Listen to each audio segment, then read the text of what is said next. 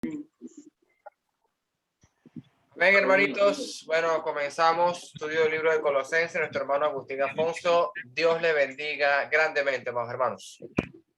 Ok, ¿quién puede hacer un pequeño resumen, no de todo lo que hablamos ayer, pero por lo menos del versículo 1 al versículo 4 del capítulo 3 de Colosenses? Que pueda más o menos mencionar algo de lo que se habló ayer, completar o tratar de mencionar lo que hablamos, y si puede agregar algo más, sería muy interesante. No sé si Pedro, Fidel, quiere decir algo, aunque Pedro no estaba en la clase de ayer, no sé si escuchaste el audio. Tampoco. Pero ese libro lo has estudiado tú, lo has explicado, lo has enseñado. No, o sea, tú tienes todo el conocimiento necesario para darnos esa explicación del capítulo 1, capítulo 3, versículo 1 al 4. ¿No la tienes? Está bien. Alejandro, te toca entonces. O Fidel. Amén, varón. Bueno, ¿sabes? ¿Ya está conectado o se salió? Sí, está con nosotros, Fidel está con nosotros. Ah, ok. Pero como tiene problemas con la conexión, sí. A lo mejor.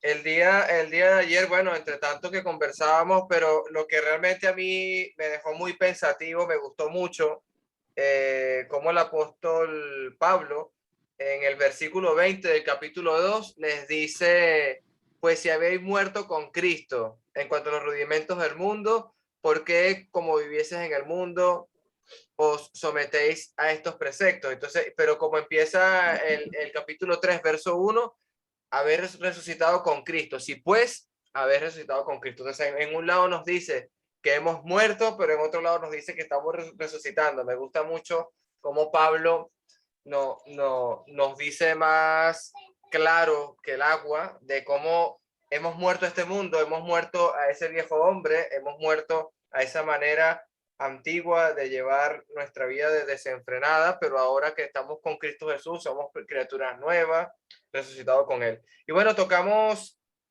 bueno, el mi hermano Agustín mencionaba lo del costo de ser cristiano en Lucas capítulo 20.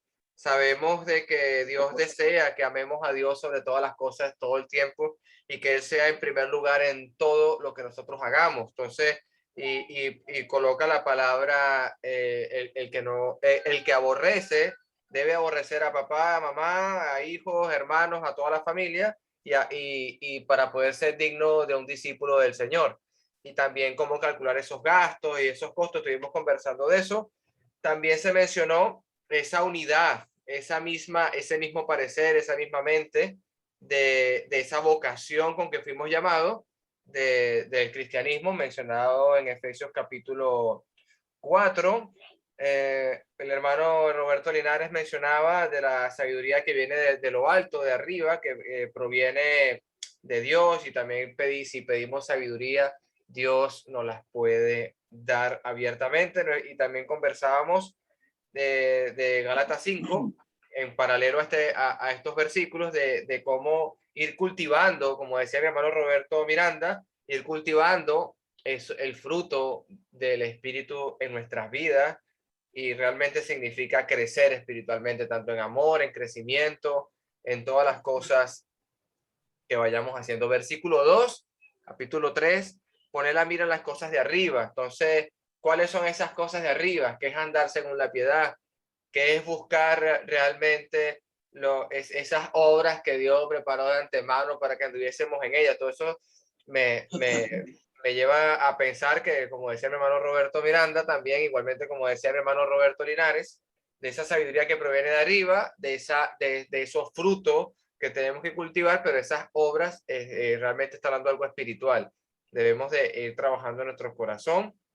Mencionamos también, hermanitos, Salmo 110, que Dios está sentado a la diestra de Dios. Así, si usted mira hacia arriba, tiene que entender que Jesucristo ha acabado la obra, ha terminado, así como un día mi hermanito Howard Pérez me hizo una ilustración muy bonita y muy inteligente, impresionante para mí en ese momento, de que el sumo sacerdote en el tiempo antiguo, cuando terminaba el sacrificio que estaba haciendo en el lugar santísimo, y todo salía correctamente, él se sentaba porque ya había culminado su tarea. Entonces Jesús terminó su tarea haciendo esa misma analogía de que fue una cruz a morir por nosotros y está sentado a la diestra del Dios porque él terminó su trabajo. Ahora nosotros tenemos un trabajo importante, que es seguir predicando a Cristo. Morimos juntamente con Cristo, como dice el versículo 3. Hemos muerto, en el bautismo con Jesús, pero también se refiere a que hemos muerto, hemos eliminado el viejo hombre en nosotros. No podemos seguir andando en los vanos pensamientos o en esas lamentable vida y ese mal camino que teníamos anteriormente. Y versículo 4, hablamos de la segunda venida de Cristo. Nos mandaron tarea a leer 1 Corintios capítulo 15 para ver ese cuerpo glorificado. Y también terminando el pasaje, 1 Timoteo capítulo 4, ten cuidado de ti mismo, Timoteo, y de la doctrina. Dios les bendiga, hermanos. Amén. Es Lucas capítulo 14, lo del costo de ser cristiano, no 20. Creo que notaste mal en tus apuntes. Oye, 14, varón, 20. aquí dice Lucas 20, seguramente versículo 20. No, 20, versículo 25, capítulo 14. Bueno, no importa. Vamos entonces a continuar. Ok, gracias hermano por el resumen. Tomas nota por lo menos. Es mejor que yo no tomo nota. Entonces, como tú decías, en el capítulo 2, el apóstol Pablo, él habla de que nosotros hemos muerto con Cristo en cuanto a los rudimentos del mundo. O sea, si ya nosotros morimos a los rudimentos del mundo, no tenemos por qué sujetarnos a los rudimentos del mundo, porque no tendría sentido. Y por eso mencionamos el costo de ser cristiano. Ya uno cuando toma su cruz, como Jesucristo le decía, el que quiere ser mi discípulo, debe tomar su cruz y viene en pos de mí. Que es lo que decíamos, o sea, una multitud lo estaba siguiendo, una multitud estaba siguiendo a Jesús. Y yo me imagino que cuando no bastó que le dijera a ellos que había que aborrecer a padre, madre, mujer, hijos y hasta su propia vida, sino tomar su cruz. O sea, si con el primero no los corrió, con el segundo seguro que sí. Porque ellos entendían lo que significaba llevar una cruz, o sea, cargar una cruz. La cruz no era simplemente para castigar a la gente, la cruz era un instrumento para matar personas. Y no solamente matarlas, sino era la peor humillación que le podía pasar a una persona, aparte de la tortura física que representaba morir en una cruz. La humillación porque ahí mataban a los delincuentes. Por eso cuando Pablo le escribe a la iglesia de Galacia en el capítulo 3, él menciona de que estaba escrito, maldito todo aquel que es colgado en madero. Entonces nadie quería morir de esa manera. Y Jesucristo, el hecho que Jesucristo le diga a las personas que lo estaban siguiendo, la multitud que venía siguiendo, el que no toma su cruz y viene en pos de mí no puede ser mi discípulo, eso era duro de escuchar, era difícil para ellos. O sea, cualquiera que escuchara eso se tenía que sentir mal, o sea, decía, bueno, ¿qué le pasa a Jesús? Que si este es el Mesías, ¿cómo va a decir eso? ¿Cómo Jesús va a decir que yo tengo que cargar una cruz y seguirlo? O sea, porque hoy en día, claro, no lo vemos igual, ya hoy en día vemos la cruz como un símbolo religioso, pero en aquel tiempo no era así, en aquel tiempo era duro escuchar esas palabras, era difícil. Entonces Jesús simplemente les estaba enseñando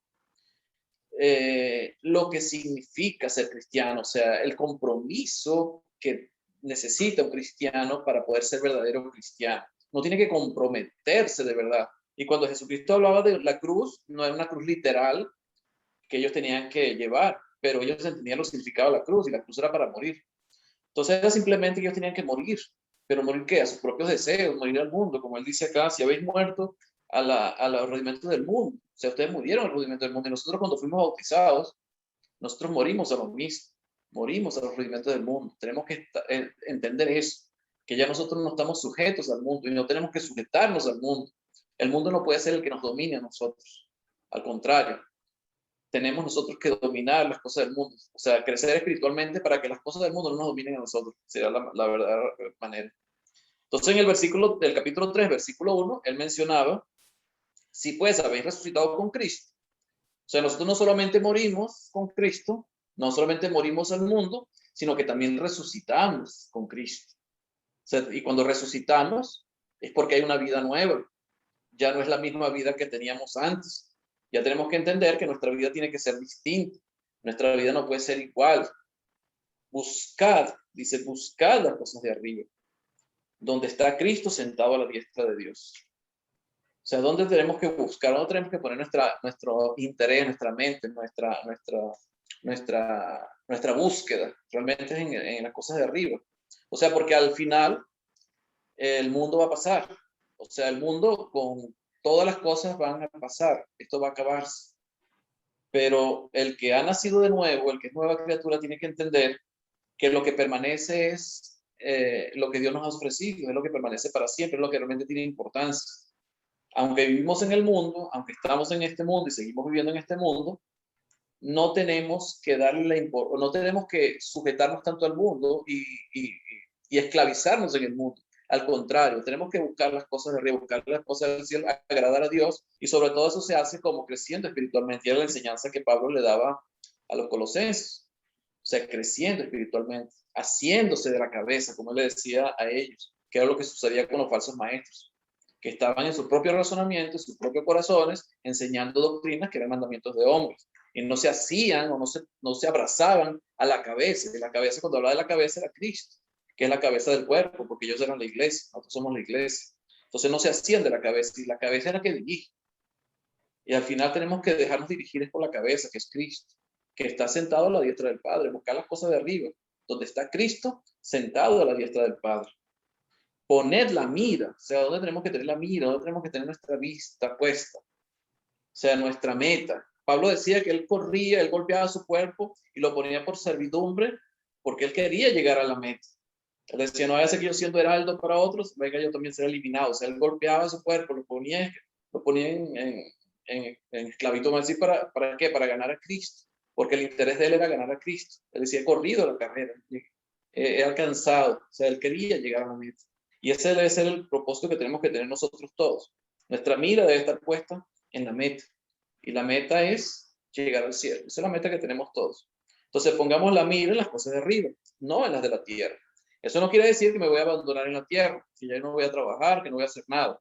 No significa eso, sino que no debo darle la importancia, más importancia de lo que debo a las cosas del mundo. Por eso Cristo ponía o nos enseñaba sobre lo que costaba ser cristiano, y se los ponía difíciles a ellos y a nosotros también, porque la mirada debe estar puesta en las cosas del cielo, porque el Cristo debe ser primero en nuestra vida siempre, debe estar en primer lugar en nuestras vidas.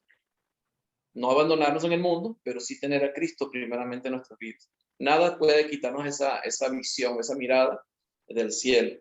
Nada en el mundo nos puede distraer de esto. Por eso cuando ponemos la mirada en las cosas del cielo, es para que no nos distraigamos, que es lo que está pasando con la iglesia en Colosas. Se estaban distrayendo. Y se estaban distrayendo pensando que estaban haciendo las cosas bien. Porque aparentemente todos estos mandamientos que estaban recibiendo estos falsos maestros parecían agradables, parecían muy religiosos, parecían buenos, parecían agradar o supuestamente agradar a Dios. Pero Pablo les está aclarando que no es así, que a veces el mundo nos engaña y tenemos que tener claro de cuál es verdaderamente la voluntad de Dios para que el mundo no nos engañe. Y para eso tenemos que crecer espiritualmente, tener sabiduría y inteligencia espiritual, como le enseñaba el apóstol Pablo a los Colosenses. Entonces la mira debe estar en las cosas de arriba, o sea, no distraernos, no en las de la tierra, no en las de la tierra. O sea, nuestro objetivo, nuestro propósito de vida no es el mundo. O sea, no confundamos cuál es nuestro propósito de vida, cuál es nuestra meta. Porque el problema es que el que no conoce a Dios, o el que no conoce a Cristo, el que no tiene metas diferentes a las metas que tenemos nosotros. La meta de un no cristiano es buscar el mundo y buscar la felicidad en el mundo. La meta del cristiano es diferente. La meta del cristiano es buscar las cosas de arriba, porque ese es mi meta, ahí es donde yo quiero estar. Ahí es donde está mi felicidad verdadera, no en el mundo. El mundo pasa, pero el que hace la voluntad de Dios permanece para siempre. Porque habéis muerto, y vuelve a repetir el apóstol Pablo, porque habéis muerto, y vuestra vida está escondida con Cristo en Dios. Habéis muerto. ¿Y muerto a qué? No solamente está hablando del bautismo, está hablando de la nueva vida. Ya nosotros morimos los deseos que teníamos antes. Ya no podemos seguir deseando y queriendo y poniendo nuestra visión en lo que teníamos antes, sino que nuestra vida debe estar puesta en lo verdadero, en lo eterno, en lo que realmente permanece para siempre. que es la eternidad. Porque ya entendimos, ya conocimos, ya sabemos. El que no sabe tiene una visión distinta, pero nosotros que entendemos y conocemos, tenemos esta visión diferente. Y por eso Pablo les exhorta a los colosenses a que pongan la mirada de las cosas de arriba, no a la de los hombres. El hombre puede enamorarte con sus enseñanzas, puede tener buenas intenciones, pero cuando no viene de Dios, cuando no son mandamientos de Dios, entonces te está apartando del camino o de la meta que tú realmente quieres, que es el camino de Dios, el cielo, pues, al final. Cuando Cristo, versículo 4, vuestra vida se manifieste, entonces vosotros también seréis manifestados con Él en gloria. Y aquí Pablo entonces toca la segunda venida de Jesús. Cuando Cristo, vuestra vida, ¿dónde está nuestra vida? Realmente la verdadera vida. Porque la vida no es la que se menciona en la del mundo, no es la que tenemos acá, eso no es la vida. Esta es una vida terrenal, pero la verdadera vida está en el cielo, en nuestra vida es Cristo. Cuando veíamos en el capítulo 1, el versículo 16 decía, porque en él fueron creadas todas las cosas, las que hay en los cielos y las que hay en la tierra, visibles e invisibles, sean tronos, sean dominios, sean principados, sean potestades, todo fue creado por medio de él y para él. Y él es delante de todas las cosas y todas las cosas en él subsisten. O sea, las cosas subsisten porque Cristo existe, porque Dios existe, ¿verdad? Porque Cristo fue el creador de todas las cosas, Dios fue el creador de todas las cosas y todas las cosas en él subsisten. Y nosotros ahora tenemos una vida nueva, gracias a Cristo. Él es nuestra vida. Y tenemos que enfocarnos en esa nueva vida que Él nos ha dado y la vida que vamos a tener eternamente en los cielos juntamente con Él. Cuando Cristo, vuestra vida, se manifieste, entonces vosotros también seréis manifestados con Él en gloria. O sea, como diciendo, por ahora están en el mundo. No son del mundo, como decía Jesucristo ya en la oración del capítulo 17 de Juan. No son del mundo, como yo no soy del mundo. Ya nosotros no somos del mundo, aunque estamos en el mundo. ¿Cuándo va a pasar todo esto? Cuando Cristo, vuestra vida, se manifieste. Entonces nosotros también seremos manifestados con Él en gloria. O sea, nuestra verdadera vida, la que no estamos viendo ahorita, la que es invisible, la que no vemos, se va a manifestar. Vamos a ser manifestados en gloria juntamente con Cristo. Así como Cristo cuando resucitó se fue al cielo en un cuerpo glorificado, un cuerpo inmortal, cuerpo glorificado, como dice Corintios capítulo 15, un cuerpo diferente, un cuerpo espiritual. Así también seremos nosotros resucitados con Cristo en ese cuerpo espiritual, ese cuerpo glorificado. Seremos semejantes a Él en gloria. Y esa es la esperanza que tenemos todos nosotros y esa es la meta que tenemos todos nosotros, de presentarnos algún día ante Él cuando Cristo venga por segunda vez. No sabemos cuándo es, puede ser hoy, puede ser mañana, puede ser dentro de 1000 años, pero va a ser. O sea, las promesas de Dios se cumplen. Y cuando Cristo habla de que hay una segunda venida, cuando el apóstol Pablo habla de que hay una segunda venida y los demás hablan también de que hay una segunda venida de Cristo, es porque es verdad. O sea, Dios no miente. Dios no es hombre para que mienta, como dice la Biblia. ¿Algún comentario sobre esto?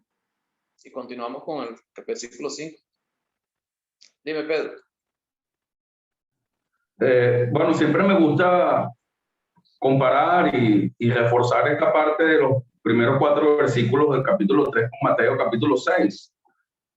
Ajá. El Señor Jesucristo dice o sea, que donde esté nuestro tesoro, esté también nuestro corazón, pues, o sea, que hagamos tesoros en los cielos. Me gusta mucho contrastar esto con esto, o sea, entender que nuestro propósito realmente es allá arriba, que las cosas a las que debemos darle valor e importancia principalmente son las de allá arriba. Algo muy parecido a lo que dice aquí el apóstol Pablo en este caso.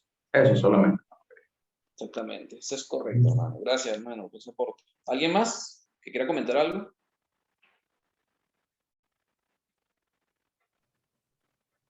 Hermano Bueno, Roberto. tanto capítulo 2:28 como el capítulo 3, versículo 3 habla de habéis muerto. En Romanos capítulo 6 dice que hemos muerto al pecado. Pero me acuerdo de Apocalipsis capítulo 12, cuando habla del triunfo del cristiano. El versículo 11 dice, y ellos lo han vencido por medio de la sangre del Cordero y de la palabra del testimonio de ellos, y menospreciaron sus vidas hasta la muerte. Menospreciaron sus vidas hasta la muerte. Y qué bonito saber eso, que realmente estamos dispuestos a morir. Como decía el apóstol Pablo también en Gálatas 2, ¿verdad? Con Cristo estoy juntamente crucificado y ya no vivo yo, sino Cristo vive en mí, ¿verdad? Y lo que ahora vivo, lo vivo en la fe de aquel que se entregó a sí mismo por mí. Entonces, esa muerte es tremenda y también lo llamo bautismo. Bautismo quiere decir inmersión o sumergirse. Y cuando pienso también en lo que dice ahí, ¿verdad? Habéis muerto y vuestra vida está escondida con Cristo en Dios, ¿verdad? Pienso que sumergida también tiene que ver. A veces cuando uno se sumerge en algo es porque le presta muchísima atención. Te sumerges en un libro para estudiarlo, para aprenderlo, para que te sacarle todo el jugo posible, ¿no? Y esa es nuestra vida. El cristiano es lo que estamos haciendo ahorita, es sacándole todo el jugo posible a la palabra de Dios, a la naturaleza de Dios, a la naturaleza de Cristo, y acercarnos a ser más y más y más como Él, ¿no? ¿Cómo es eso? Dime, Pedro. Hermano querido, y bueno, Roberto, lo que decías ahorita del versículo 3, cuando dice nuestra vida está escondida con Cristo porque hemos muerto. Yo entiendo esa parte, bueno, para que me corrijan o nos esforcemos un poquito más ahí la idea. Entiendo esa parte, o sea, nuestra vida escondida en Cristo, o sea, tiene que ver nuestra relación con el propósito de Cristo o con los intereses de Cristo o con las cosas que son relevantes para Él, o sea, también son relevantes en este caso para nosotros, o sea, nuestra vida está escondida con Cristo, o sea, tiene que ver que, lo entiendo yo de esa manera, pues estamos en Él, dentro de Él, viviendo en los propósitos de Él, sumergido en los planes de Él, concentrado en los planes de Él, en las cosas que Él quiere hacer. Y, o sea, porque, claro, el problema de los colosenses que estaban enfocados en cosas terrenales, en asuntos carnales, y estaban mal enfocados, y el enfoque correcto es Cristo, ¿no? O sea, por eso la vida está escondida en Él, en los planes que Él tiene para con nosotros y el propósito que Él tiene en este caso para la humanidad, para la creación, que es el mismo propósito en este caso de Dios. Ya no es tanto nuestro propósito, ya no dependo, ya yo no soy importante, ya no vivo yo, como decía Pablo, ya yo soy el menos importante, o sea, el que vive en mí es Cristo. O sea, y lo que ahora vivo, lo vivo en la fe del Hijo de Dios. O sea, lo que le importa a Cristo es lo que me importa a mí. Los planes de Cristo son mis planes. Es lo que yo más o menos también entiendo ahí en esa parte. Sí, lo que mencionábamos ayer también de que Cristo está sentado a la diestra del Padre en el cielo, ¿verdad? A los cielos. Y Cristo es la cabeza de la iglesia, del cuerpo. Y donde está la cabeza está el cuerpo. El cuerpo y la cabeza no pueden estar separados. Entonces, si Cristo está a la diestra del Padre sentado, ¿dónde está la iglesia? Igual, está sentada a la diestra, está junto con el Padre a la diestra de Dios. O sea, está a la diestra de Dios, sentado juntamente con Cristo. Entonces estamos escondidos en Cristo con Dios, igualito. O sea, la iglesia. Y es lo que tenemos que entender, que aunque estamos acá en el mundo, ya nosotros no somos del mundo, no estamos aquí realmente. Esto no es nuestra casa. Es lo que trata de Pablo, trata de explicarle, esto no es nuestra casa. Nuestra casa es allá y ya estamos allá. Solamente que vamos a ser transformados cuando Cristo, nuestra vida se presente por segunda vez. Bueno. Vamos a tener un cuerpo igual al de Él. Por eso habla de estamos escondidos en Cristo. Buenísimo. Sí. Porque donde está la cabeza está el cuerpo, no puede estar separado. Amén. ¿Alguien más? Fidel, ¿está tú por ahí todavía? O Roberto, si quieres decir algo, Roberto Linares. Bueno, hermano, solo Dios les bendiga. Nosotros en sí, en la vida humana solo somos un vaso para que el Espíritu Santo esté depositado en él. De lo contrario, deja de existir esta vida o este espíritu que Dios ha generado en nosotros o ha soplado y los ha dado vida. Y este espíritu que tiene comunicación con el Espíritu Santo, dejando de existir el cuerpo, es decir, el vaso. Entonces, prácticamente es ahí donde nosotros miramos de que realmente esta vida no hay que tomarle mucho valor a la vida física. O sea, la vida física te lleva a obedecer a Dios. O sea, físicamente es que uno toma las decisiones de hacer la voluntad de Dios o no hacer la voluntad de Dios. O sea, eso es lo que nos lleva a la vida física, o sea, el cuerpo. Pero nuestra vida realmente no está aquí. O sea, cuando nosotros aceptamos seguir a Cristo, cuando aceptamos hacer la voluntad de Dios, ya nuestra vida no es aquí. Y es lo que tenemos que entender, que no somos de aquí. Nuestra ciudadanía está en los cielos, como decía el apóstol Pablo, ¿verdad? Nuestra ciudadanía no es aquí, es en los cielos. Entonces, tenemos la oportunidad, porque Dios desde que hizo al hombre, allá en el Edén, Dios le dio la cualidad, vamos a decirlo, cualidad de poder tomar sus propias decisiones. Y eso es lo que llamamos o entendemos como libre albedrío. O sea, Dios dejó o hizo alguien a su imagen y semejanza, un ser humano a su imagen y semejanza, que pudiera tomar decisiones. Porque Dios quiere un pueblo que lo adore voluntariamente, no forzadamente, no es porque Dios exija. Dios desea que todos sean salvos, como dice el apóstol Pedro. Dios desea que todos sean salvos, pero Dios deja que todos tomen sus decisiones. Y Dios va a dejar que el que quiera seguir a Cristo lo siga y el que no, no lo sigue. O sea, Dios no se va a meter en eso. O sea, Dios quiere un pueblo que lo adore libremente, por voluntad propia, no por obligación. Eso es lo que Dios quiere. Y lamentablemente, como mencionó el hermano Pedro allá en el Sermón del Monte, cuando Jesucristo habla de los dos caminos, lamentablemente la mayoría son los que van por el camino ancho, la puerta ancha, el camino ancho. Pocos son los que encuentran el camino estrecho, la puerta angosta.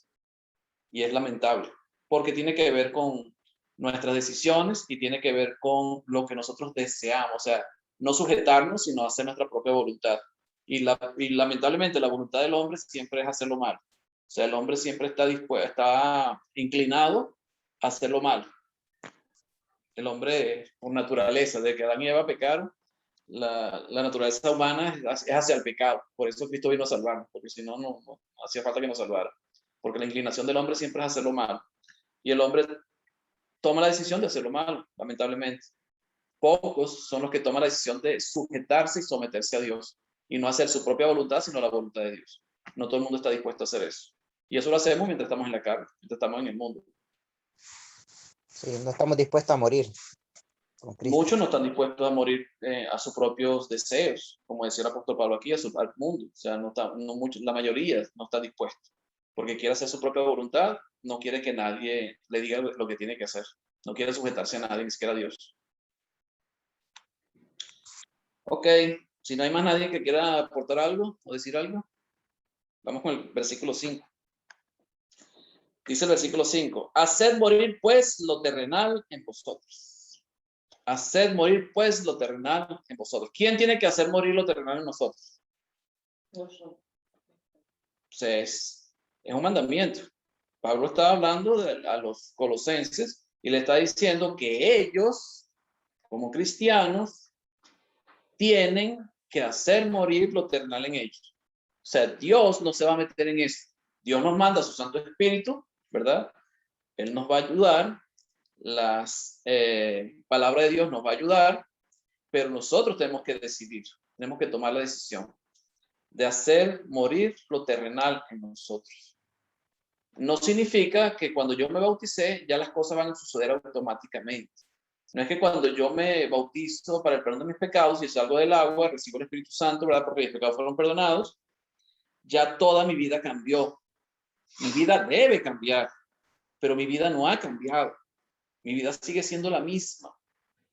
Dios me perdonó, Dios me reconcilié con Dios por medio de Jesucristo cuando fui lavado con la sangre de Cristo en el bautismo, pero mi vida puede seguir siendo la misma si yo no decido cambiarla. O sea, la decisión la tenemos nosotros de cambiar nuestra vida. Fíjense cuando él escribe a los Efesios, en el capítulo 4, en el versículo 17. Efesios capítulo 4, versículo 17. dice esto el apóstol Pablo. Esto pues digo y requiero en el Señor. O sea, Pablo no es que le estaba aconsejando, ni le estaba diciendo si ustedes quieren o si ustedes pueden. No. Esto digo y requiero en el Señor. Que ya no andéis como los otros gentiles que andan en la vanidad de su mente. O sea, ya no anden como andaban antes. No anden como andan los otros. Aunque eran gentiles, ellos y los otros, ya ellos no pueden seguir comportándose haciendo lo mismo que hacen los demás. Ya tienen que tener una manera de actuar diferente. Ya nosotros tenemos que actuar de una manera distinta. Dice el 18, teniendo el entendimiento entenebrecido, ajenos de la vida de Dios por la ignorancia que en ellos hay, por la dureza de su corazón. ¿Por qué tenían el entendimiento entenebrecido? Porque estaban ajenos de la vida de Dios. ¿Por qué estaban ajenos de la vida de Dios? Por la ignorancia que en ellos hay. Porque su corazón era duro. Por eso había ignorancia en ellos. Porque no querían recibir la palabra de Dios, no querían recibir la enseñanza. Y ellos, como cristianos, los efesios, no podían hacer lo mismo que hacían ellos, aquellos, sino que tenían que tener un comportamiento, una vida distinta. Pero la decisión tiene que ser nosotros. Por eso el apóstol Pablo le dice, yo requiero, lo digo y lo requiero, o sea, es necesario. O sea, nosotros como cristianos, no es que si podemos o no podemos, es que si me sale o no me sale. Es que, concha, es que a mí me criaron así. Es que yo tengo estas costumbres. Esto no es algo que tenemos que si queremos o no queremos, es algo que es necesario hacer. Es algo que tenemos que practicar. No es que tampoco lo vamos a hacer de un día para otro.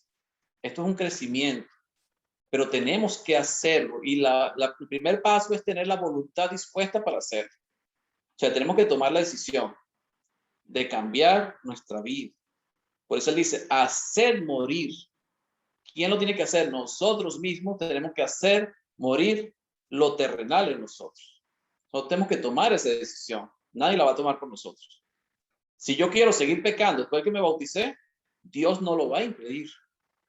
Yo puedo seguir pecando y Dios no lo va a impedir. Pero el resultado va a ser distinto al que yo espero. Porque voy a seguir, no voy a estar cumpliendo con la voluntad de Dios. Entonces yo tengo que tomar la decisión de cambiar, de hacer morir lo terrenal en mí. Eso es una decisión que tengo que tomar como cristiano. Y él habla aquí de ciertas cosas que tenemos que cambiar o que dejar de practicar, y eran cosas que en el mundo se hacían como normales. Y cuando uno ve a la gente del mundo conversando y conversa de estas cosas, es parte del mundo, es normal, son cosas que suceden, son cosas que son normales en el mundo y nadie se extraña de que sucedan.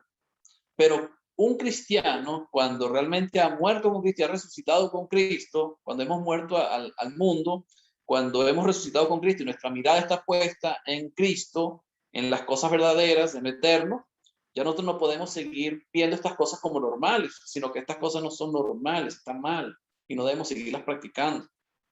Y lo que él menciona acá es fornicación, impureza, pasiones desordenadas, malos deseos, avaricia, que es idolatría. Cosas por las cuales la ira de Dios viene sobre los hijos de desobediencia. Y fíjate que habla de hijos de desobediencia. ¿Por qué son hijos de desobediencia? Porque no obedece. Un desobediente es alguien que no obedece. Ahora, ¿a quién no estamos obedeciendo? A Dios. Dios desea obediencia. Ya cuando estamos viendo los reyes, con el hermano Pedro, los viernes, vemos que Dios siempre ha requerido de su pueblo obediencia. Y eso no era antes y es ahora también. Dios requiere obediencia siempre de nosotros. O sea, no se trata de que por yo como fui salvo por gracia, porque Dios me regaló la salvación, porque Cristo murió por mí, ahora yo puedo hacer lo que yo quiera. No se trata de eso. Yo no puedo hacer lo que yo quiera. Yo tengo que sujetarme a Dios. Y cuando yo me sujeto a Dios, significa que yo no tengo voluntad propia. Significa que Dios es el que domina o manda en mi vida. Ya yo no puedo hacer lo que yo quiera. Yo tengo que hacer lo que Dios quiere que yo haga, comportarme y vivir como Dios quiere que yo viva. Y por eso Pablo, el apóstol Pablo, cuando le escribe a los Efesios y cuando le escribe a los Colosenses, le está mencionando todas estas cosas, porque ellos tienen que cambiar, tienen que tener una vida distinta. A los Efesios le dice lo mismo, porque los Efesios tenían el problema de un problema de actitud en vida. O sea, estaban practicando los pecados que practicaban antes, no habían cambiado.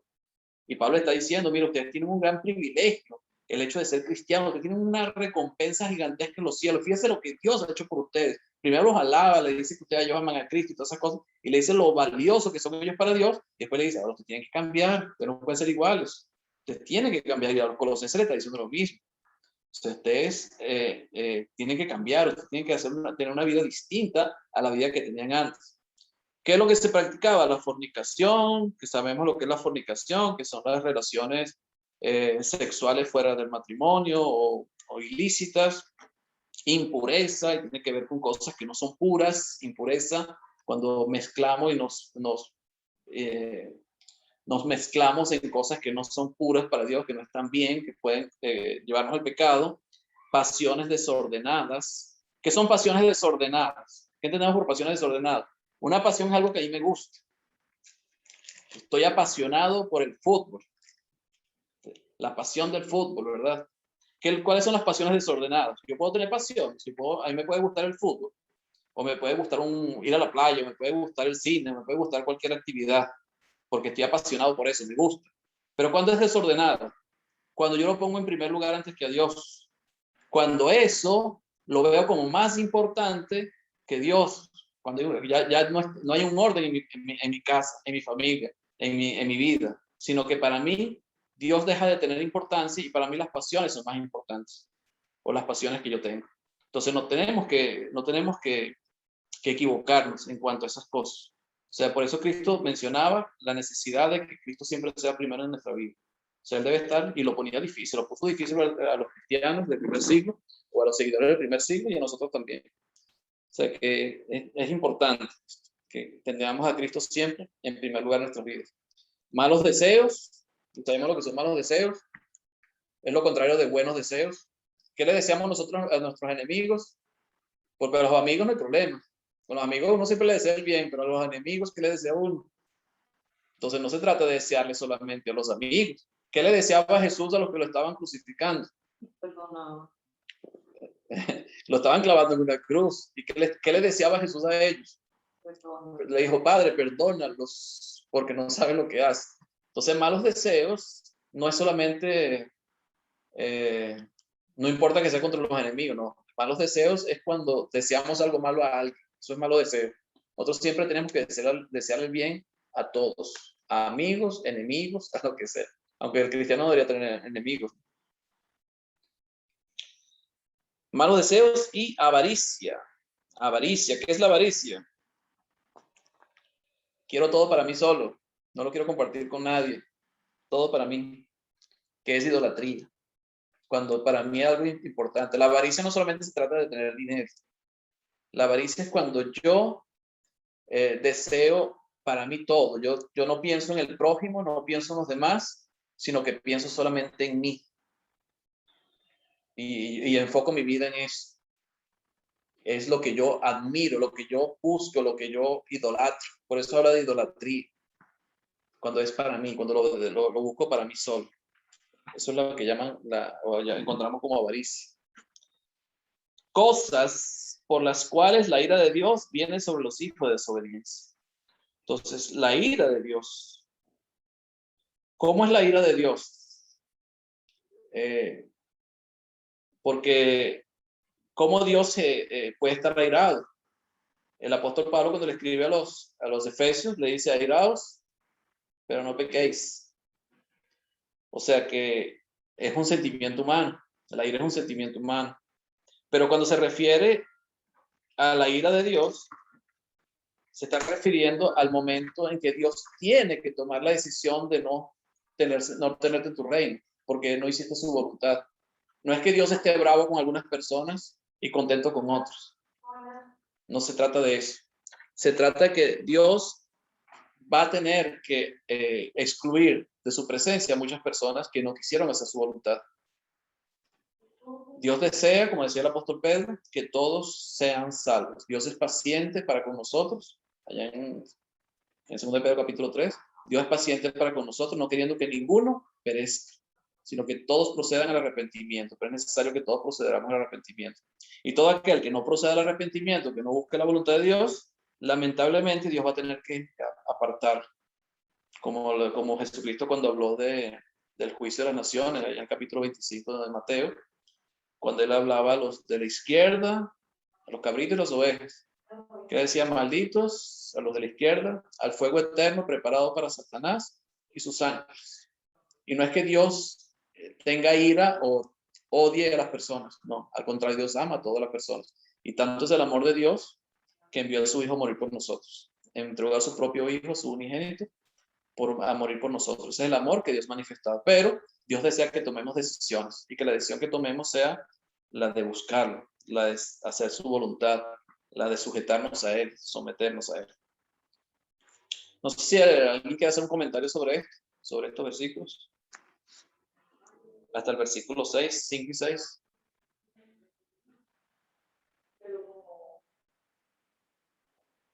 Alejandro.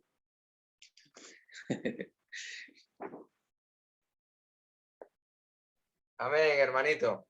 Sí, no, me hiciste recordar un pasaje del tema de la ira de Dios, ¿no? Que increíble como Cristo en una cruz lo que deseaba para sus enemigos, o en este caso los que votaron en el concilio con Poncio Pilato y los sacerdotes y toda la gente que crucificaran a Jesús y que liberaran a Barrabás.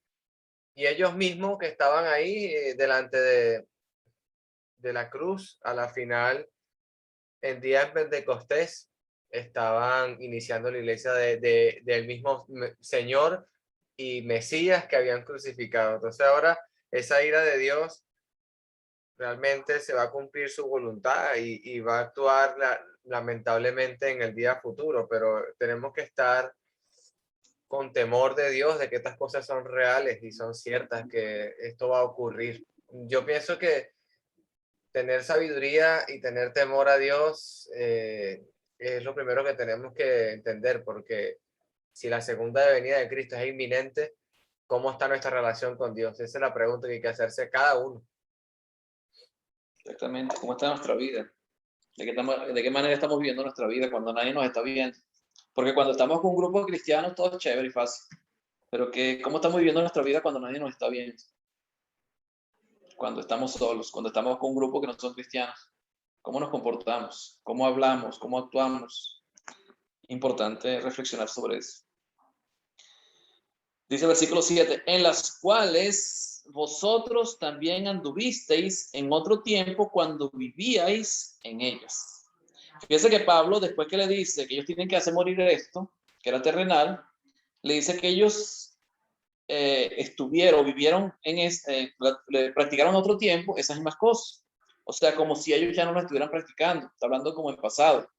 En las cuales vosotros también anduvisteis en pasado. O sea, ustedes andaban así.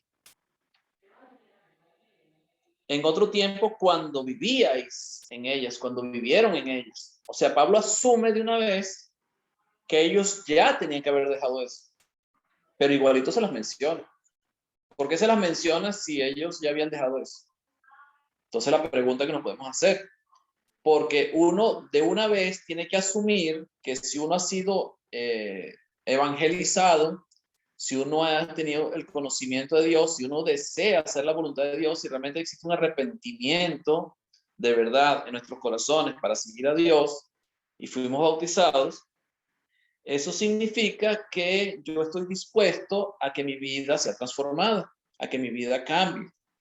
Por eso Pablo habla en pasado, porque ya ellos habían recibido ya el conocimiento de Dios, ya ellos habían recibido el conocimiento de la verdad, ya ellos eran seguidores de Cristo, aunque estaban equivocados en ciertas cosas, estaban siendo mal influenciados por ciertos maestros falsos, pero ya habían recibido el conocimiento de Dios. Entonces, de por sí, uno cuando recibe el conocimiento de Dios y cuando uno acepta ese conocimiento y se arrepiente y quiere hacer la voluntad de Dios, ya uno tiene o se asume que tú tienes que haber dejado estas cosas. Pero igual Pablo se las repite.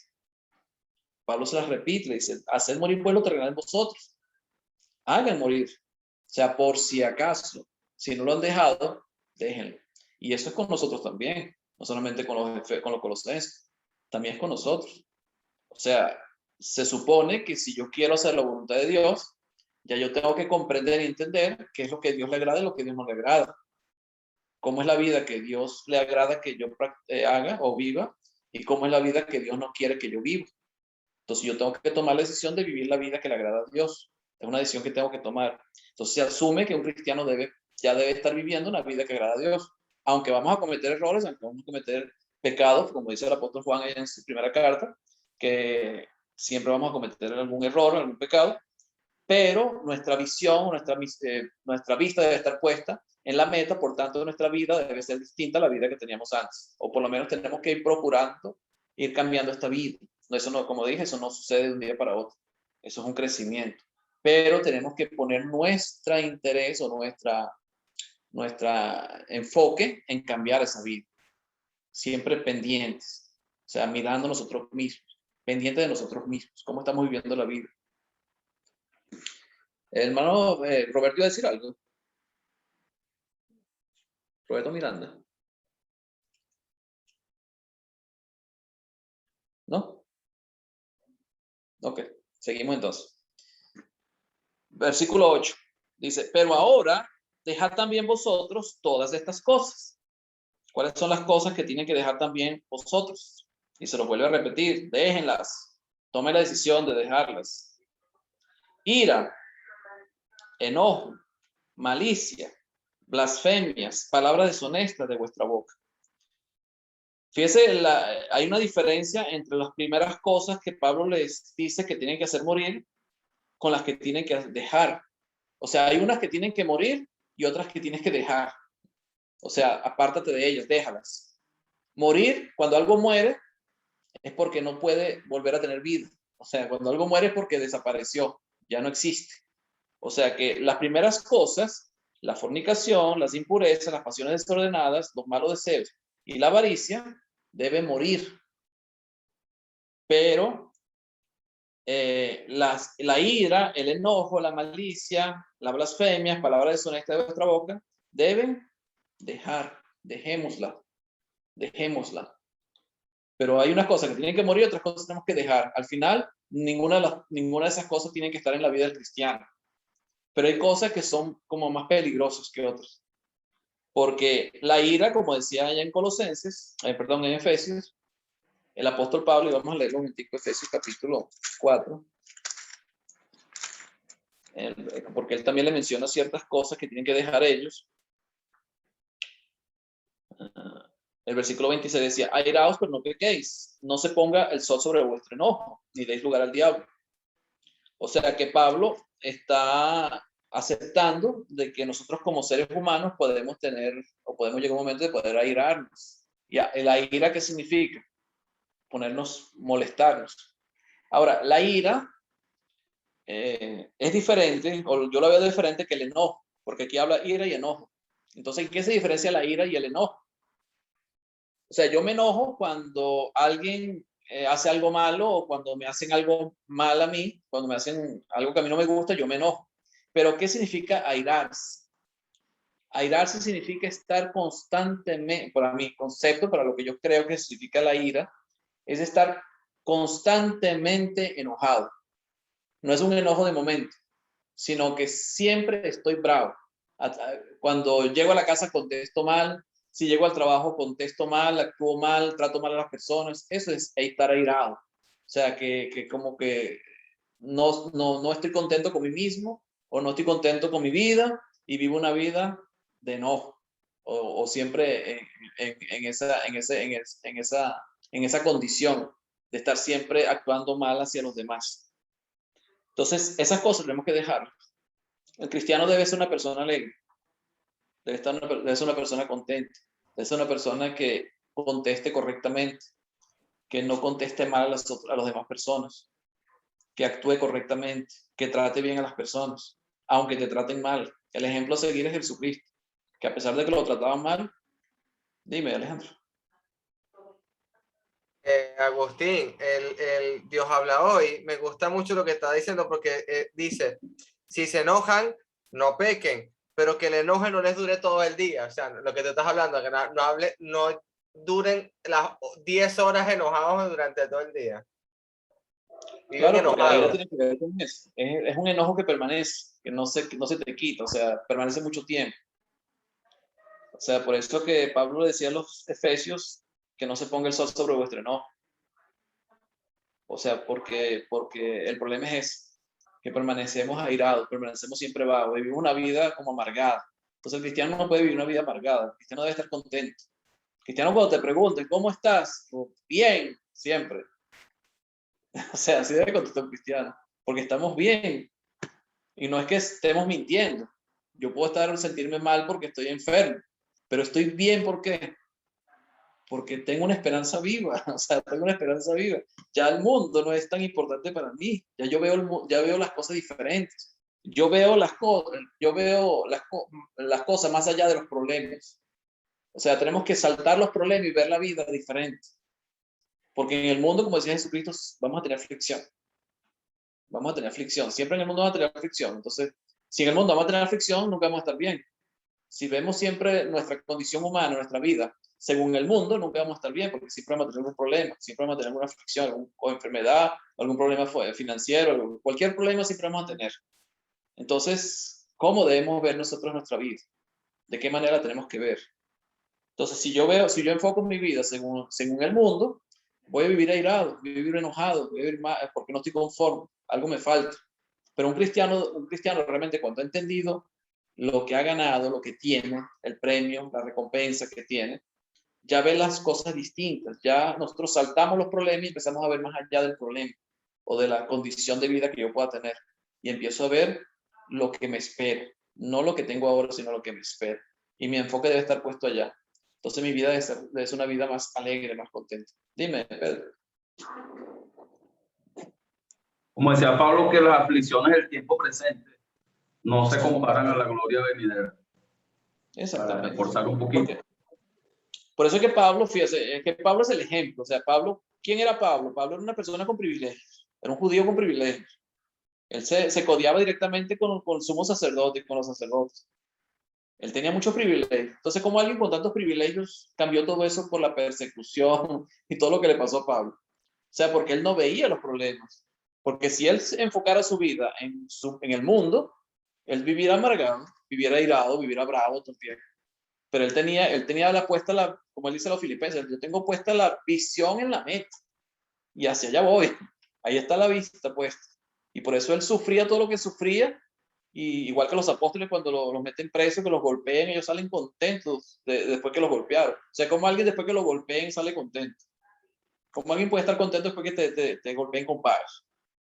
O sea, Pablo cuando estaba allá en Filipos preso con Silas, dice que ellos los golpearon mucho con varas y estaban heridos dentro de la cárcel. ¿Qué estaban haciendo? Cantando alabanzas a Dios. Estaban alegres, porque el apóstol mismo decía, cuando estés alegre, canta alabanza.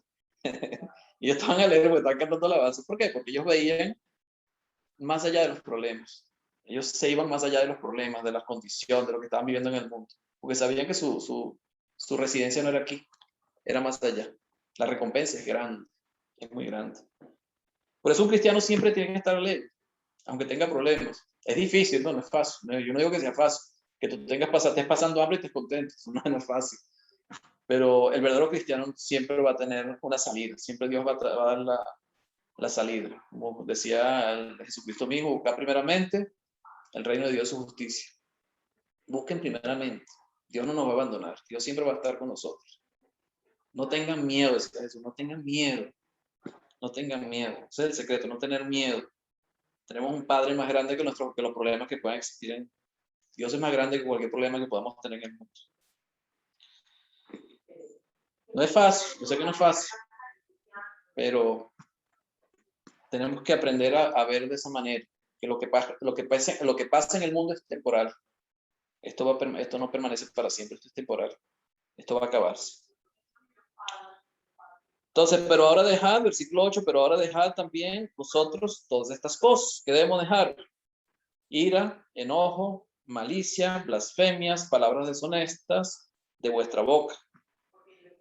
Entonces, ¿qué tenemos que dejar? La manera de actuar, la manera de hablar, palabras deshonestas, o sea, no decir, o no hablar de una manera diferente, o no hablar como el mundo habla. Al contrario, tenemos que hablar diferente. Tenemos que tener una manera de comunicarnos diferente a cómo se comunica el mundo. O sea, la vida del cristiano no se trata solamente de cómo se comporta, sino de cómo habla, cómo vive, cómo comparte con los demás. no tener malicia.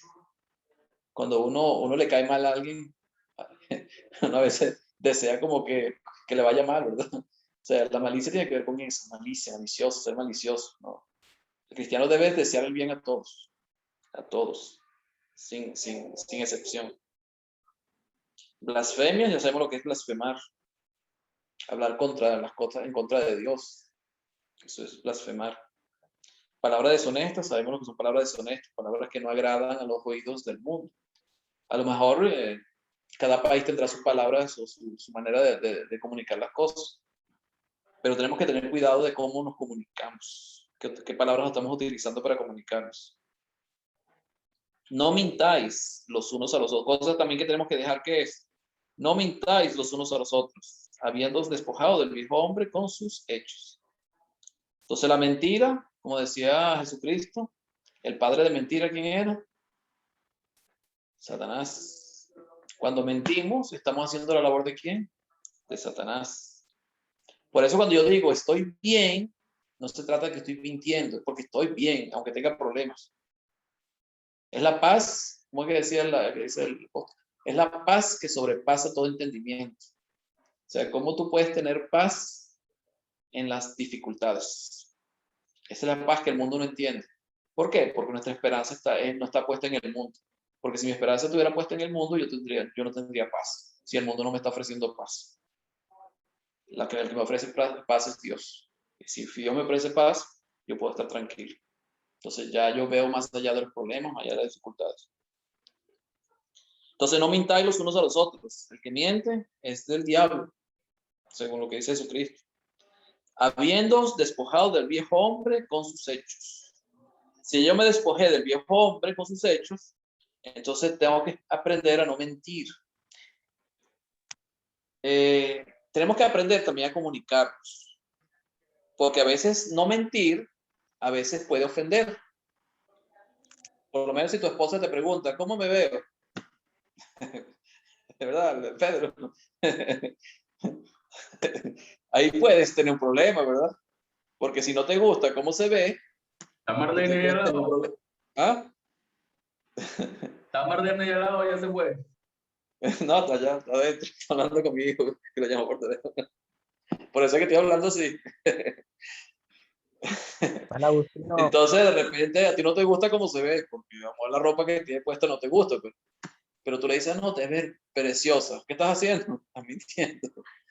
Pero tú puedes decirle, mira, te ves bien, pero oye, la otra ropa, la roja, yo creo que te vería mejor, deberías ponerte aquella.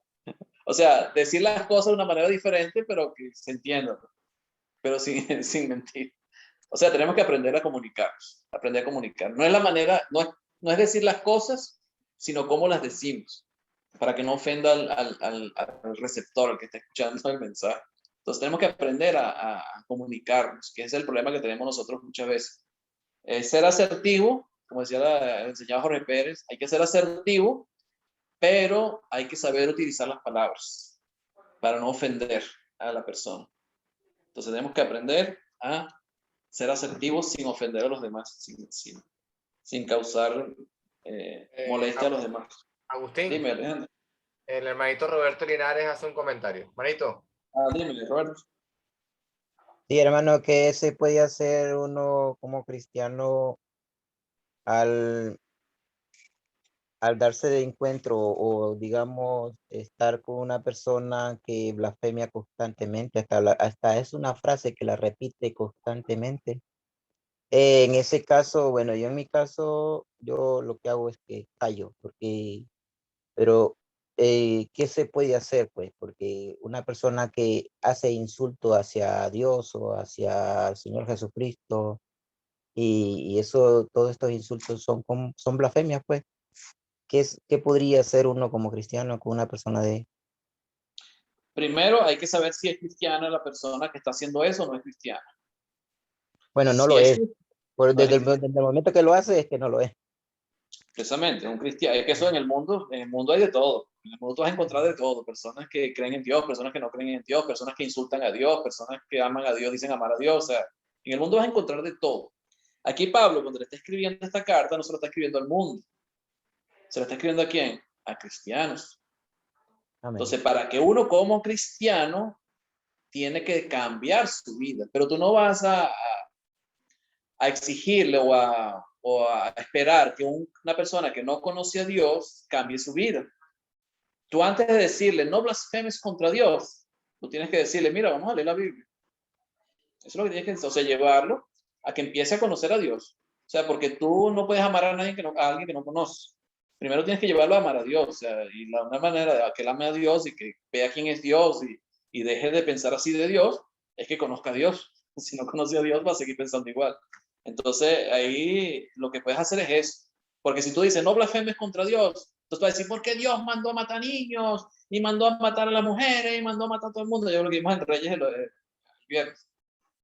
Dios es malo, Dios es no sé qué cosa. Gente piensa así, porque no entiende, no conoce a Dios, no entiende la situación. Por eso lo importante es que conozca a Dios, llevarlo a conocer a Dios, y para eso hay que estudiar la Biblia. O sea, no, con prohibirle las cosas no vas a ganar nada. Tienes que llevarlo a nuestro terreno, o sea, que empiece a conocer a Dios, que empiece a leer la Biblia, vamos a estudiar la Biblia, vamos a ver quién es Dios, vamos a leer los evangelios, vamos a estudiar a Jesucristo, que Jesucristo nos muestra el carácter de Dios, ¿tá? Y por ahí lo llevas. Y va a llegar un momento que él mismo va a decir, yo estaba equivocado, no, Dios no es así. Pero él tiene que conocer a Dios. Agustín, y te puede dar el caso de, o sea, ojalá y Dios quiera que esa persona que está hablando, mi hermano Roberto, escuche la palabra del Señor. Por ejemplo, a mí me pasó esta semana en un pequeño conversatorio durante el almuerzo con un amigo de mi trabajo que son de la empresa eléctrica y es argeliano y es musulmán. Él es creyente del profeta Mahoma. Inclusive estaba uno que es ateo y hay uno que es testigo de Jehová y yo que soy cristiano. Entonces ese es el grupo de trabajo donde yo estoy y realmente hay temas de conversación donde tenemos un mismo punto en común, pero lamentablemente nunca llegamos a un acuerdo.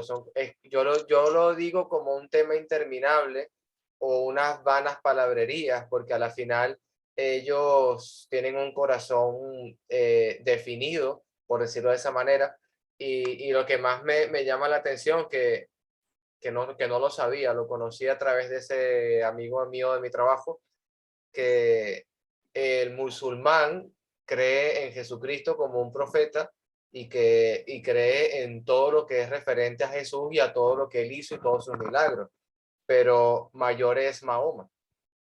Eso no lo había visto, no lo sabía, pero es triste saberlo porque yo traté de identificarlo como el Hijo de Dios, el Cristo, el Mesías, y no se reconoce. En el ateo tampoco y tampoco en el testigo de Jehová. Es algo tan difícil como lo que dice mi hermanito Roberto. Eso lo vivimos nosotros cada día, inclusive hay personas que pasean su lengua sobre la creación. Me voy a citar un salmo, porque hablan de Dios horrorosamente. Eso es el común cotidiano de lo que vivimos, lo que trabajamos en la construcción, como mi hermano Roberto, como mi persona y muchas que estamos rodeados de esta lamentable sociedad que necesita mucho de Dios. Fíjate que Jesucristo cuando hablaba allá de que él era el pan de vida, él decía, yo soy el pan de vida que descendió del cielo. Después hablaba de que el que no comiera su carne y bebiera su sangre no podía tener vida. Que los mismos apóstoles se horrorizaron, los fariseos se horrorizaron, o sea, como este nos va a dar a comer su carne y beber su sangre. Y después de eso, después que Jesucristo dijo eso, la mayoría o muchos no lo siguieron más, o sea, no siguieron con Jesucristo. Amor pensaría que estaba loco. Y Jesucristo que le pregunta a los discípulos, a los apóstoles, ¿se quieren ir ustedes también?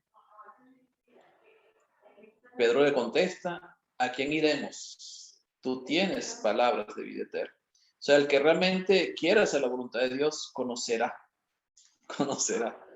Así decía el apóstol Juan, conocerá si yo he venido de Dios o no. O sea, tú no puedes obligar a la gente, o sea, no se puede obligar a las personas. Que no quiere creer y ya. O sea, tú no puedes perder tu tiempo con ellos. sea, el Hermano que no querido, quiere creer, hay que dejarlo quieto. O en sea, ese uno tiene que mismo, intentar. Dime. en ese mismo contexto de Juan capítulo 6, Jesucristo dice, ninguno puede venir a mí si el Padre no le diere. O sea, si Dios no le da a venir a Jesucristo, no lo podemos presionar, no lo podemos forzar. En ese mismo contexto de Juan capítulo 6, del pan de vida. Exactamente. O sea, eso es eso, pues tú no puedes obligar a las personas, ni siquiera Dios los obliga, ni siquiera Dios nos obliga, Dios deja que tomemos decisiones, Dios nos Agustín, muestra el camino y deja que tomemos la decisión. Agustín, Dime, eso es igual que cuando nosotros nos enfocamos en personas o en sitios donde la persona lo que hacen a veces, muchas veces es burlarse de uno y ay, sí, está bien, nos reciben y hasta se burlan del predicador o se burlan de las personas o quieren algún interés. Y entonces tú vas y vas y vas y vas y es lo mismo. ¿Qué dice la palabra? No, nada. O sea, sacude tu sandalia, quítale el polvo de tu sandalia y vete, le dice Jesús a sus apóstoles. ¿Por qué? Porque estaban perdiendo el tiempo. No echen la piedra, no le echen la perla a los cerdos porque eso continúa, pues. O sea, eso persiste en muchas personas cuando tú les vas a predicar. eso es correcto, hermano. Así Correcto. es. Entonces Al uno tiene que final, intentarlo, uno tiene que invitar a las personas a leer leer la palabra, no hablar, no discutir, o sea, no, porque a veces pues, entramos en discusión, no, que si es Mahoma, que si es Jesucristo, que si no sé qué cosa, que si es Allah, que si es Jehová, o sea, no entrar en discusión, sino vamos a leer la Biblia, vamos a leer lo que dice Dios. Y empezamos a leer un evangelio, no sé, y empezamos a hablar sobre lo que dice ahí, esas cosas. Y eso mismo, Agustín, Dios mismo va llevando a las personas a su terreno, al lado de él. Dime, mi hermano. el hermanito Roberto Miranda, por favor. dice, si alguno no os recibiere y oyere vuestras palabras, salid de aquella ciudad y sacudid el polvo de vuestros pies. O sea, el trabajar con los incrédulos no es cuestión de insistir, insistir, insistir. Es cuestión de ofrecer el evangelio y si quieren escuchar, adelante. Si no quieren, no. Eso está en Mateo, claro. En Jeremías capítulo 15 dice, por tanto así dijo Jehová, versículo 19, si te convirtieres, yo te restauraré y delante de mí estarás. Y si entresacares lo precioso de lo vil, fíjate lo que está diciendo, serás como mi boca. Conviértase ellos a ti y tú no te conviertas a ellos. Lo único que tienes que tener cuidado es eso, de no empezar a convertirte a ellos, porque yo, por ejemplo, bueno, ahora ya estoy viejo, pero siempre he tenido muy buen oído. Entonces se me pegan las cosas, ¿verdad? Voy a Venezuela y a las 2 semanas ya estoy hablando como venezolano. Voy a Argentina y soy un cheperonista, ¿verdad? Voy a México y hablo como los mexicanos. Y entonces se me pegan las costumbres. Si me voy con una gente que está hablando puras palabrerías y majaderías, pues al ratito estoy diciendo lo mismo, se me pega. Me estoy convirtiendo a ellos y eso no debe ser al revés. Ellos se deben de convertir a nosotros. Y la otra escritura que te quiero recordar es en el 1 Timoteo, donde dice evita al final del capítulo 6, ¿verdad? Evita las pláticas profanas, las conversaciones profanas. Evítalas. No participes de ellas. Tienes que estar ahí junto a ellos en tu trabajo, como Alejandro dice, ¿verdad? Seguro que tienes que estar ahí. Todos tenemos que estar ahí pegados. Y no podemos insultarles ni decirles nada. Nomás ofrecerles el evangelio si quieren y si no, no pierdas tu tiempo ahí, vete a otro lado. Si tienes que trabajar ahí, pues trabajas. Pero con relación a la gente, lo único que Dios nos pide es que busquemos al que quiera escuchar. Si uno de cada 300 gentes que hablo me quiere escuchar, pues ya gané. Eso es lo que me mandó Jesús, ¿verdad? Jesús en algunas ocasiones le seguían multitudes. ¿verdad? En otras ocasiones estaba solito con la mujer samaritana, de uno a uno. ¿Verdad? Felipe y el eunuco, de uno a uno. Dios sabe. Tú le pides a Dios que te ponga enfrente a alguien que quiera escuchar el evangelio. Y Dios te lo va a poner con la frecuencia que Él quiera, porque lo que dijo Pedrito, ¿verdad? Los que Dios me da a mí, Juan capítulo 6, son los que yo tengo que evangelizar. Dios te va a poner la gente enfrente a quien evangelizar. Pero tienes que tener esa actitud. Y solo tener cuidado de que no se te pegue. Yo estoy escuchándoles a ustedes y no he visto que se les pegue el acento español o madrileño o castellano. No se les ha pegado nada. ¿Verdad? Qué bueno. Tenemos el maracucho. Qué bueno. No, está bien. Está bien. ¿Verdad? Que no se les pegue lo mundano de la gente. Claro. Por eso es que tengo que reunirme más con Pedrito Rodríguez para sacar el acento de allá de San Felipe. Sí, De Barquisimeto, Aguara. Pero mira, fíjate, por ejemplo, que Amén. Pedrito ha estado en San Felipe toda su vida, casi, y todavía no está adorando a la diosa Leoncia. Y está practicando María el Leonza, vudú. María Leonza. María Leoncia, ¿verdad? Todavía, gracias a Dios. Aún Mira que- todavía no ha caído, ¿no? Dios quiera que siga así. Todavía no. Sí, Una cosa más, tremendo. una cosa más. En San Lucas, en el capítulo 11, ¿verdad? El versículo 24 al 26, cuando el espíritu inmundo sale del hombre, anda por lugares secos buscando reposo, y no hallando, dice, volveré a mi casa de donde salí. Y cuando llega la haya barrida y adornada, entonces va y toma otros 7 espíritus peores que él, y entrados moran allí, y el postrer estado de aquel hombre viene a ser peor que el primero. Y esa advertencia, mientras estamos estudiando esto, es el meollo del capítulo 2 y el capítulo 3 de Colosenses, porque nos va a decir lo que tenemos que dejar, quitar de nuestro corazón, pero no lo dejemos vacío, tenemos que meter todo lo demás, de lo que viene ahora. Entonces tenemos que morir al mundo, pero tenemos que llenarlo de otras cosas. No olvidarse de eso. ¿Ven? Amén. Me voy a callar la boca. Amén, hermanito. No, hermanito, gracias a Dios por su intervención, mi hermanito. Continuamos, hermano Agustín. Mira, son las 9, aquí son las 9:20, no sé qué hora es en España y en Venezuela. 10:24 hora Madrid, hermanito. Ya estamos ya en hora. Sí. Bueno, terminamos con este versículo entonces, versículo 9. Entonces, no mintáis los unos a los otros, habiéndoos despojado del viejo hombre con sus hechos.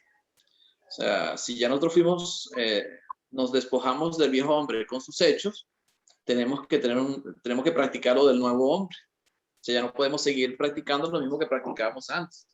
Entonces, la mentira tiene que estar excluida de nuestras vidas.